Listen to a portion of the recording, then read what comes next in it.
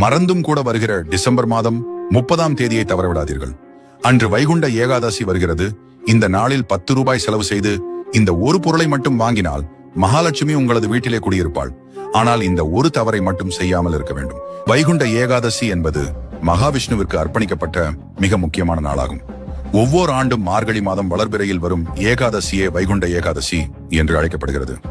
வருடம் முழுவதும் வரும் 24 ஏகாதசிகளில் விரதம் இருக்க முடியாதவர்கள் இந்த ஒரு ஏகாதசியில் மட்டும் விரதம் இருந்தால் அது வருடம் முழுவதும் இருந்த 24 ஏகாதசிகளின் பலனையும் 30 கோடி தேவர்களை வழிபட்ட புண்ணியத்தையும் தரும்.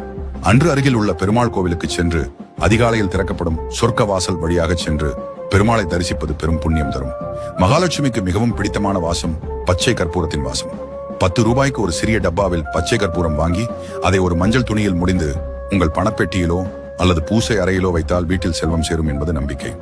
இருப்பினும் அன்று எக்காரணம் கொண்டும் அரிசி சாதம் அல்லது அரிசியால் செய்யப்பட்ட உணவுகளை சாப்பிடக்கூடாது. அரிசியில் அசுரன் வசிப்பதாக ஐதீகம். ஆகையால் அன்று பால் பழம் சாப்பிட்டு விரதம் இருப்பது நல்லது.